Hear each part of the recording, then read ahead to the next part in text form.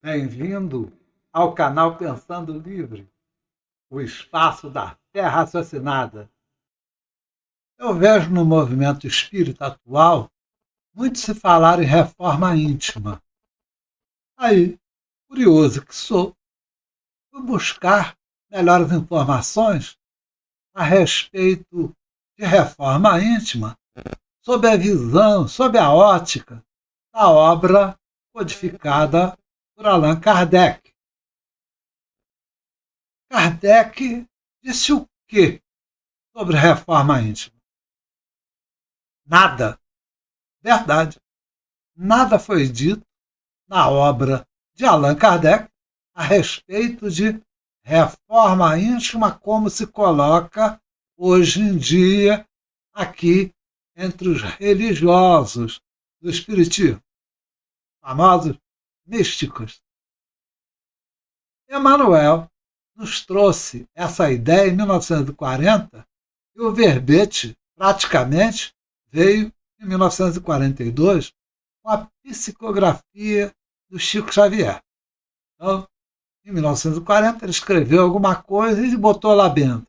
Na reforma definitiva de nosso íntimo, ou seja, plantou a ideia. E em 42, aí escreveu com todas as letras. Aceita a necessidade da reforma íntima. Ele está falando aqui dos protestantes. E aí ele usa direto, ele transcreve literalmente reforma íntima. E começa então um movimento brasileiro sobre reforma íntima. Bom, encerro aqui o assunto sobre reforma íntima, já que não há nada sobre a visão da obra de codificação de Allan Kardec. Então, vamos lá para Allan Kardec para descobrir de onde Emmanuel, o Espírito, tirou essas ideias da doutrina. Ele tirou daqui transformação moral. Parece igual, mas não. Tem nada a ver uma coisa com a outra. Transformação é aquilo que você modifica para dar nova forma. Reformar é reconstruir a antiga forma. Ou seja, o que há de novo é transformação. O que mantém o velho é reforma. Entendeu? Então vamos à luta. No Livro dos Espíritos, o Kardec deixa claro que transformar não vai acontecer como por encanto, do nada, do milagroso, do sobrenatural. É assim, não mesmo. Somente com o tempo, gradual, progressivo, se pode operar. Ah, então, é seguro, lento e gradual. É exatamente assim que o bom senso e a racionalidade diz que deve ser. Ninguém pode ser bandido ontem e se transformar em santo hoje. Ou um santo de ontem se transformar num bandido hoje. Isso não existe. Simples assim. E é isso que o Livro dos Espíritos está dizendo. Mas tem mais. No Livro dos Médiuns e dos Evocadores, ele diz lá: o Espiritismo, conforme anunciado, tem que determinar a transformação da humanidade, ou seja, cabe ao Espiritismo mostrar os vários caminhos onde essa transformação se dará. Claro que esse aperfeiçoamento passa por indivíduos.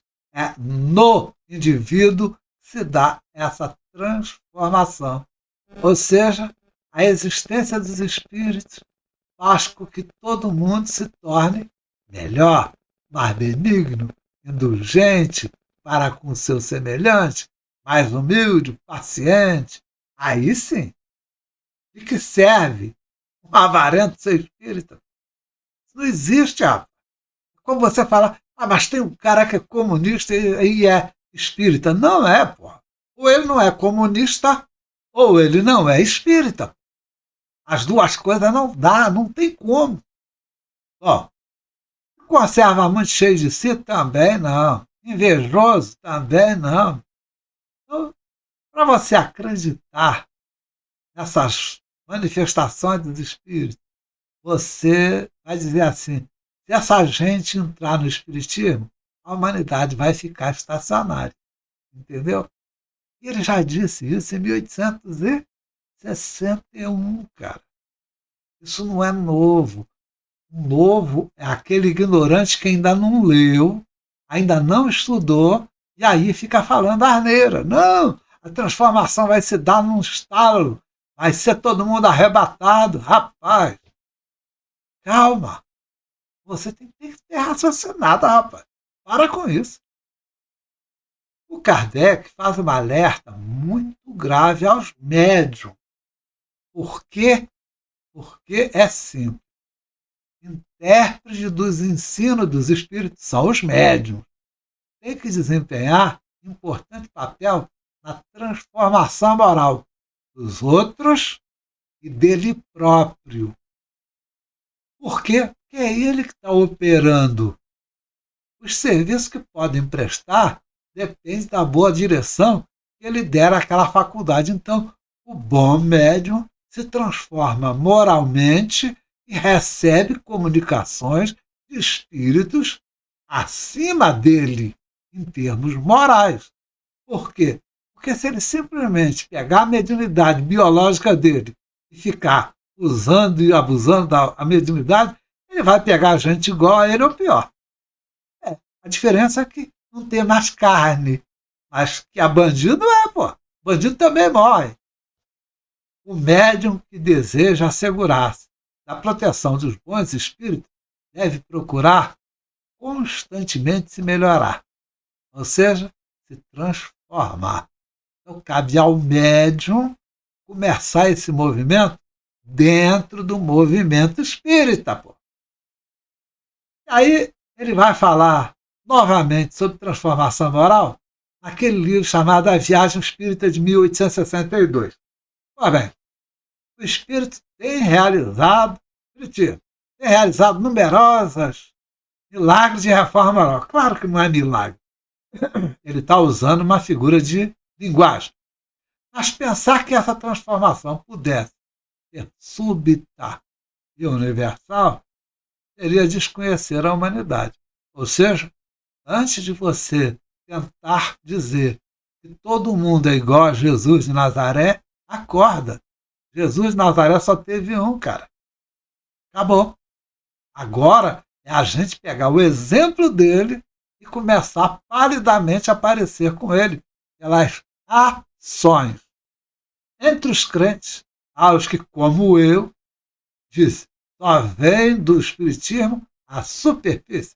Ou seja, o camarada vai, assiste 1000 palestras, faz 300.000 cursos, aqueles cursinhos vagabundos, seja de qualquer federação que exista, de qualquer centro, não importa.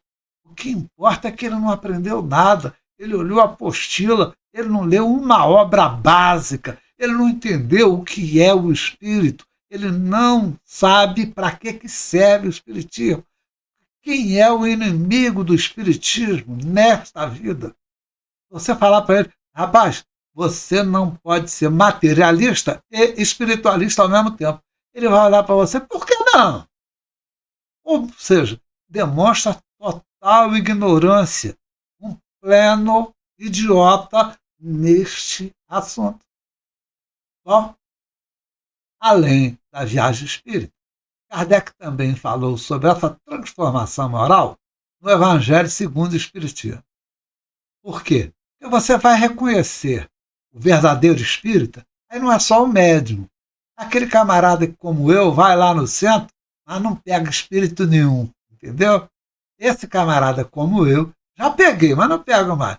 Esse camarada tem que demonstrar uma transformação moral para se tornar espírita. Senão ele é só um frequentador de casa espírita. Não há nada. E pelos esforços que eu emprego para domar minhas inclinações más, e não são poucas as minhas más inclinações. Pois bem, mas ele também fala sobre isso no livro Céu e o Inferno. E ele diz, é a transformação gradual das ideias do espírito, ou seja, moral. Espírito não está falando de coisas daqui da terra, materiais. Tudo no espírito é moral. Seja vício, moral ruim, ou virtude, moral boa. Se traduz não por melhores sentimentos. Ah, eu amo, eu adoro. Não. Mas por uma apreciação mais justa das coisas. Então, você se transforma quando você começa a olhar as coisas com justiça.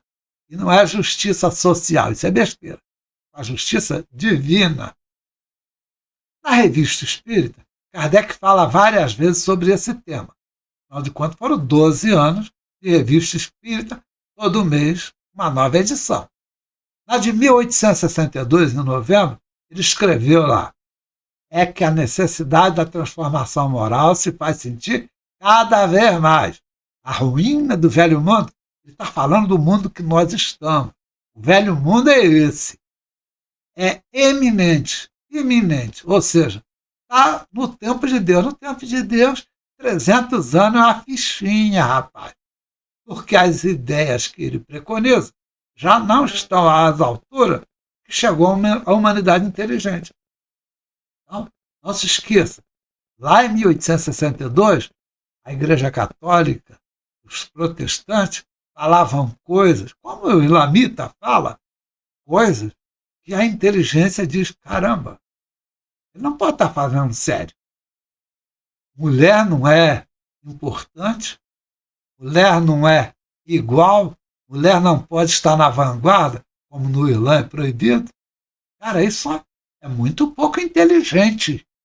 Não tem nada a ver com religião. É questão de cérebro.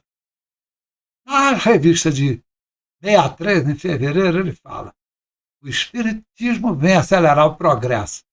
Vai provocar uma transformação moral ativa.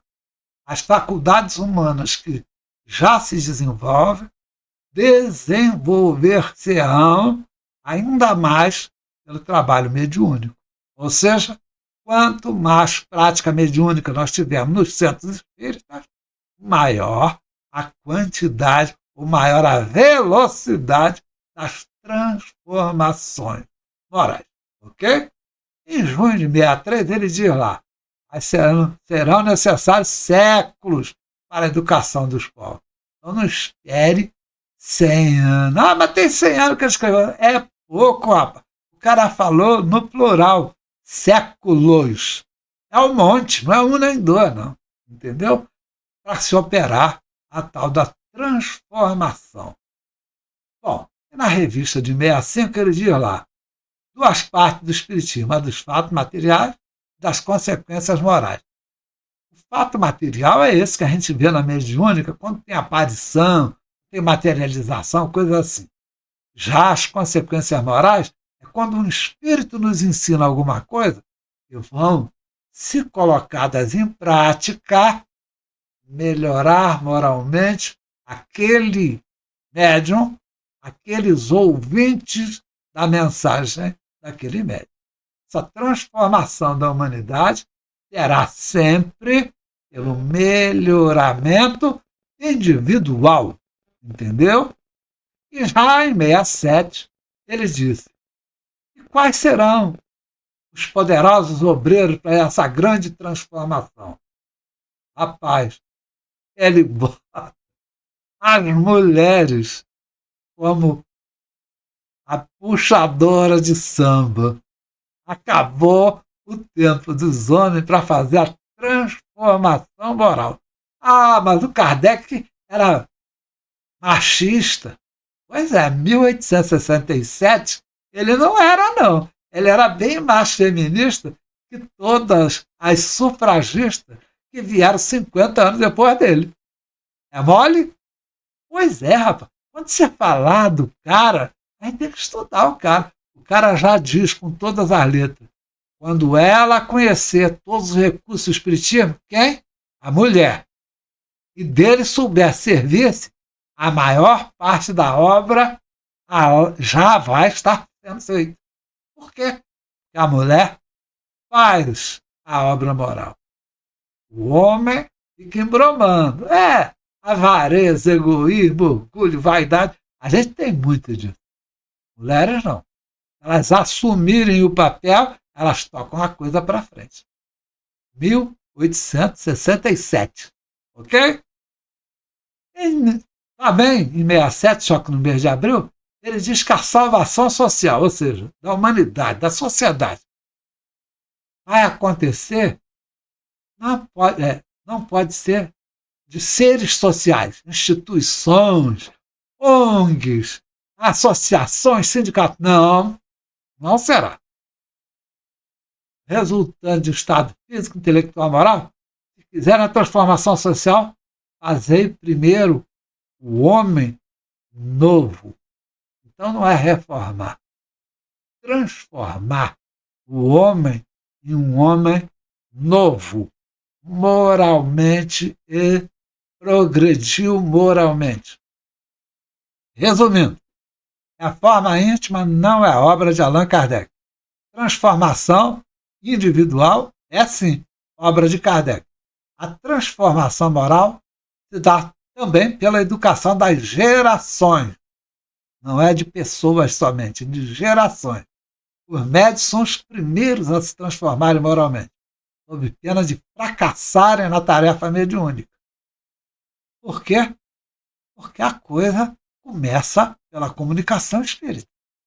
As comunicações espirituais ajudam a encontrar o caminho, mas cada um deve fazer a sua caminhada sozinho.